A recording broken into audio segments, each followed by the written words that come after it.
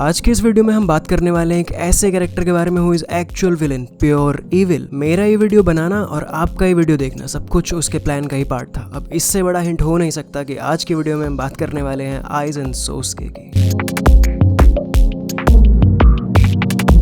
आइज़न सोस्के का सीन कुछ ऐसा है कि उसकी कोई बैक स्टोरी ही नहीं है। Villains are not born, they are made वाला कंसेप्ट उसके ऊपर फॉलो ही नहीं होता, क्योंकि ये पैदा ही ऐसा हुआ था। कोई भी विलेन उठा लो, जैसे मादरा, उसने बचपन में वॉर बहुत देखी है। इवन उसके 3 भाई भी उसी वॉर में खत्म हो गए थे और इसीलिए वो पीस चाहता था। हेंस वो ये सब कर रहा था। इसके ऊपर मैंने एक वीडियो भी बनाई है जो कि तुम्हें यहाँ ऊपर मिल जाएगी। तो इसीलिए हमें एक सिंपैथी आ जाती है विलेंस के साथ। But Aizen is just pure evil, उसके साथ ऐसा कोई सीन नहीं है। और आइज़न बहुत ज्यादा पावरफुल भी है। तुम चाहे उसकी फिजिकल एबिलिटीज की बातें करो या फिर उसकी स्पिरिचुअल एनर्जी, सब कुछ गॉड लेवल है। लेकिन उसे ये सब कुछ कभी यूज ही नहीं करना पड़ता क्योंकि उसका दिमाग ही इतना तेज है। ये सब कुछ इस्तेमाल करने की कभी नौबत ही नहीं आती। ब्लीच में जो कुछ भी होता है सब कुछ इसके प्लान का ही पार्ट होता है। ये चाहता है कि अपनी खुद की एक सोल सोसाइटी बनाए और फिर उसमें राज करे। अब ऐसा चाहता क्यों है वो तो किसी को भी नहीं पता, बट उसके लाइफस्टाइल और पावर से ऐसा लगता है कि you do it because you can वाले प्रिंसिपल को फॉलो करता है। Why? Because we fucking can!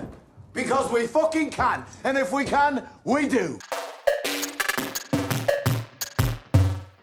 आइज़न की कहानी शुरू होती है कुछ 1.5-2 साल पहले, जब वो एक होग्योकू बनाना चाहता था। होग्योकू एक ऐसा एलिमेंट है जो कि हमेशा और ज्यादा पावरफुल होना चाहता है कि अगर उसके सामने वाला बंदा 2 है तो वो 4 होना चाहता है। और आइज़न ने इसको बनाने के चक्कर में काफी सारे शिनिगामी तक को मार दिया था और फिर भी वो अपने प्रोडक्ट से सेटिस्फाइड नहीं था क्योंकि वो स्टेबल नहीं था। आइज़न फिर शिनिजी हिराको की नजर में आ जाता है और वो उसे बना लेता है 5th डिवीजन, मतलब अपनी ही टीम का लेफ्टिनेंट, ताकि वो उसके ऊपर नजर रख सके। But Aizen is Aizen, Aizen can sweet talk anyone. भाई का और ही ऐसा है और इसीलिए शिनिजी की इस हरकत का फायदा उल्टा आइज़न को ही हो गया, क्योंकि इससे आइज़न शिनिजी के और करीब आ गया और वो अपना एक प्लान में कुछ तो एग्जीक्यूट करना चाहता था और वो उसको एग्जीक्यूट कर पाया था। वो क्या था वो इसी वीडियो में आगे पता चलेगा। कुछ टाइम बाद 12th डिवीजन के कैप्टन को सोल किंग का गार्ड बना दिया जाता है और वो पोजीशन खाली हो जाती है एंड मिलती है केसुके उराहारा को। एक इंसिडेंट में शिनिजी उराहारा को उसके कैप्टन वाले काम समझा रहा होता है और तभी वो जाते जाते अनकवर कर देता है आइज़न को, जो कि वहीं एक व्हील के पीछे छुपा होता है। आइज़न फिर उससे पूछता है कि when did you sensed me, तो शिनिजी का आंसर होता है कि since you were in your mother's womb. कुछ 8-10 साल बाद रुकोंगाई सिटी से कुछ लोगों के मरने की खबर आती है और जिसकी इन्वेस्टिगेशन के लिए जाता है 9th डिवीजन, जो कि वापस नहीं आ पाता। फिर शिनिजी वहां पहुंचता है और उसे पता लगता है कि कानामे तोसन ने सबको धोखा दे दिया है। फिर पीछे से आइज़न निकल के आता है और बोलता है कि उसने किसी को धोखा वोखा नहीं दिया, उसने सिर्फ मेरा प्लान फॉलो करा है। और फिर वो अपने ज़ैनपेक्टो की असली पावर दिखाता है, हिप्नोटिज्म। इसकी ज़ैनपेक्टो कुछ नारुतो के गेंजुत्सु की तरह काम करती है कि हो कुछ रहा होता है पर दिखाई कुछ और देता है। एंड इसका कोई भी तोड़ नहीं है, बस एक ही है कि अगर तुम अंधे हो तो ये तुम्हारे ऊपर काम नहीं करेगी। इनटू द फ्यूचर थोड़े टाइम बाद आइज़न 5th डिवीजन का कैप्टन बन जाता है। इसके बाद थोड़े एक्सपेरिमेंट्स और कुछ और कांड करने के बाद आइज़न पहुंचता है ह्यूको मुंडो और वहां के किंग से बोलता है कि मैं तुम्हें और पावरफुल बना सकता हूं। इसकी बातों को स्टार्टिंग में तो मजाक में लिया जाता है, बट उसकी पावर देखने के बाद सब लोग सीरियस हो जाते हैं।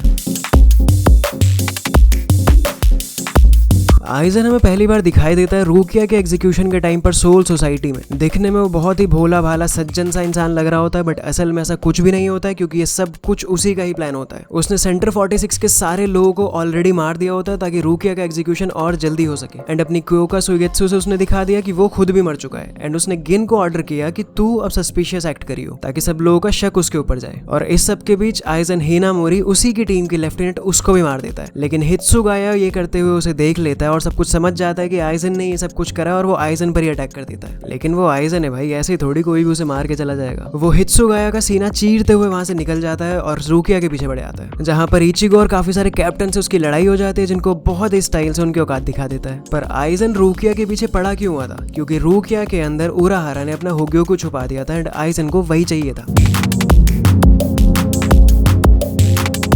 एरन कार्स एक तरीके से थोड़ा एडवांस फॉर्म ऑफ हॉलो ही है, क्योंकि वो शिनिगामी की पावर्स भी यूज कर सकते हैं और उनके पास एक ह्यूमन फॉर्म भी है, क्योंकि आइज़न ने कुछ कुछ करके उनके अंदर स्पिरिचुअल एनर्जी डाल दी है। और उसने 12 गाना, वो ह्यूको मुंडो का किंग, उसके साथ मिलकर अपनी एरन कार्स की एक आर्मी तैयार कर ली है। आइज़न कारागोरा टाउन में अपने 2 एरन कार्स भेजता है इचिगो के बारे में पता लगाने के लिए। एंड वहां अल्कियोरा अपनी एबिलिटी से आइज़न को ओरिहिमे की पावर्स दिखाता है, जिसे देख के आइज़न को मजा आ जाता है और अब आइज़न को ओरिहिमे चाहिए।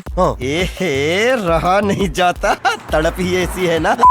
तो आइज़न उसे लाने के लिए अपने 5 एरन कार्स भेज देता है और ओरिहिमे यहाँ पर आके ग्रीमजो का हाथ ठीक करती है।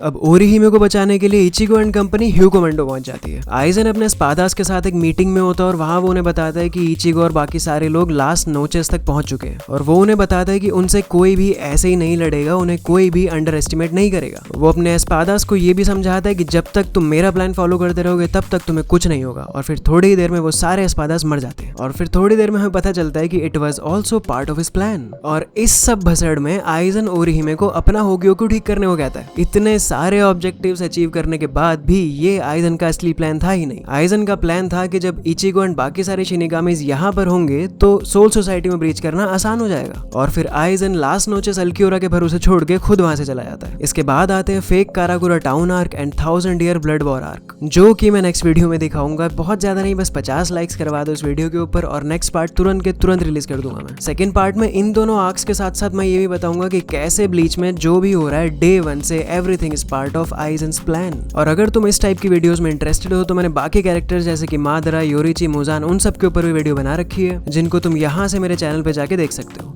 यहाँ पर मैंने वन पीस फैन लेटर पूरा एपिसोड एक्सप्लेन कर रखा है। और अगर तुम्हें जानना है कि क्यों मैं चाहता हूँ कि काश को इन्फिनिट सुकुयो में एक्टिवेट कर दे तो उसके लिए तुम ये वीडियो देख सकते हो। फिलहाल इस वीडियो में इतना ही, बाय बाय।